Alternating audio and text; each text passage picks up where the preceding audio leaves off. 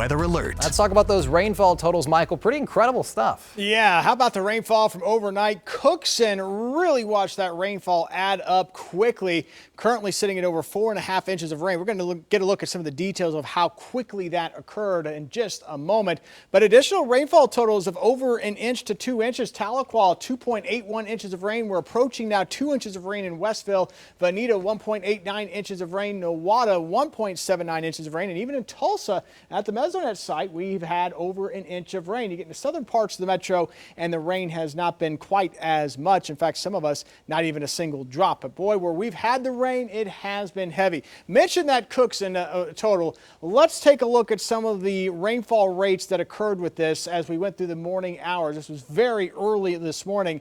Again, that total at 4.53 inches of rain, but in 5 minutes from 3:10 this morning to 3:15 this morning in Cookson, you picked up a 1/2 inch of rain, and from 3 o'clock in the morning to 3:15, you picked up 1.29 inches of rain, and over a span of about an hour, in fact, in 1 hour, 4.06 inches of rain. That's why flash flooding has been such a concern with some of the heavy rain that we've had this morning. If you come across any flooded roadways, do not attempt to cross them. If you live in a flood-prone area as well, just be wary with some of these thunderstorms that are producing a lot of heavy rain in a very short amount of time. We still have that flash flood warning in effect here into parts of Cherokee County, Adair County, and Sequoia County, down into parts of LaFleur County as well. And we got more heavy rain tracking into some of those same areas. But I want to take you to the north first, because this is where we've got some of the heaviest rain right now moving into Osage County. This is starting to dive a little more to the south and east, and notice the heavy rain here around Copan.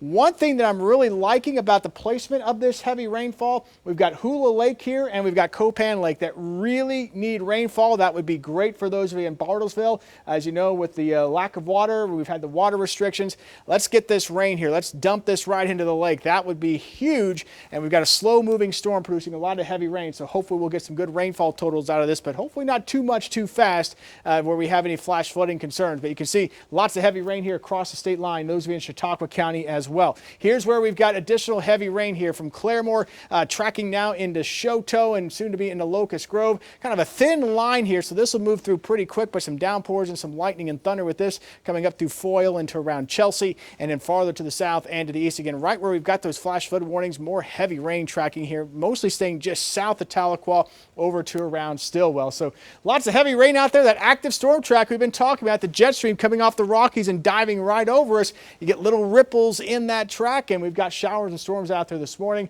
Heaviest to the north and east this morning, lower chances as you go farther to the south and to the west. And then tonight we've got more rain that will be moving on in, perhaps some severe weather with what we see tonight as well. So stay weather aware for tonight. Damaging wind and hail threat with storms that could come in after dark tonight. Here's the view from Bailey Medical Center. The sun actually trying to appear here on the horizon, and we've got the storms off into the distance. That's a beautiful shot here in Owasso on the Wade's RV Weather Camera Network. How about that? Storms out there this morning. The heat will be out there this afternoon. Stay cool, stay hydrated. Low 90s for highs. Heat index near 105. And I just mentioned it earlier. Severe threat will be increasing later this evening and into tonight. What an active weather pattern we've had. Low 90s through the weekend. Lower storm chances for the weekend. And then the heat's going to build back into the middle of next week.